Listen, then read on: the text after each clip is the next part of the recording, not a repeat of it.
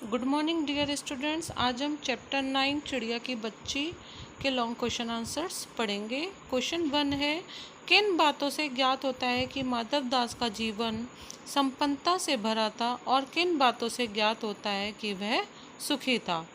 Answer है, माधव दास का जीवन संपन्नता से भरा था क्योंकि माधव दास के पास खूब सारा सोना चांदी था।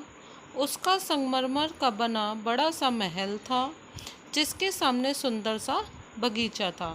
महल में अनेक दास दासियां थीं। वह चिड़िया के लिए सोने का पिंजरा तथा सोने की कटोरी बनवा सकता था।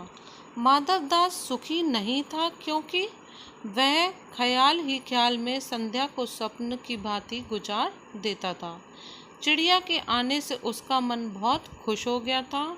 उसका महल सूना था, वहाँ कोई चहचहाता नहीं था। क्वेश्चन 2 है, माधव दास क्यों बार बार चिड़िया से कहता है कि यह बगीचा तुम्हारा ही है। क्या माधव दास निस्वार्थ मन से ऐसा कह रहा था? स्पष्ट कीजिए। आंसर है, चिड़िया बहुत ही प्यारी लगी इसलिए वह बार बार कहता है कि यह बगीचा तुम्हारा ही है। नहीं, माधव दास निस्वार्थ भाव से ऐसा नहीं कह रहा था। वह तो चिड़िया को केवल अपनी खुशी के लिए ही कैद करना चाहता था। क्वेश्चन 3 है, माधव दास के बार बार समझाने पर भी चिड़िया सोने के पिंजरे और सुख सुविधाओं को कोई महत्व नहीं दे रही थी। दूसरी तरफ माधव दास की नज़र में चिड़िया की जिद का कोई तुक न था। माधव दास और चिड़िया के मनोभावों में अंतर क्या क्या थे? अपने शब्दों में लिखिए। आंसर है, यहाँ माधव दास और चिड़िया के मनोभाव एक दूसरे से विपरीत हैं। एक तरफ माधव दास के लिए धन संपत्ति सुख सुविधा ही जीवन के अमूल्य तत्व हैं, परंतु दूसरी ओर चिड़िया के लिए ये सभी सुख सुविधाएं व्यर्थ थीं।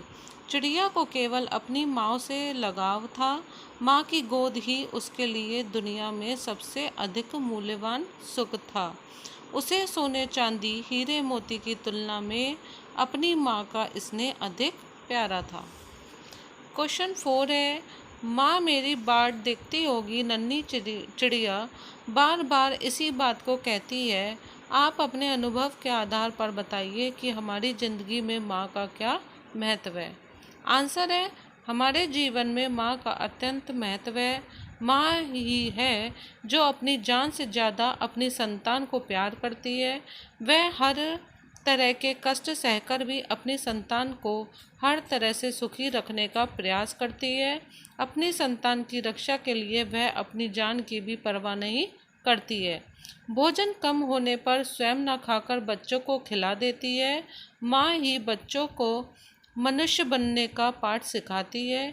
इसी कारण चिड़िया भी माँ को याद करके उसके पास जाने की जिद कर रही थी।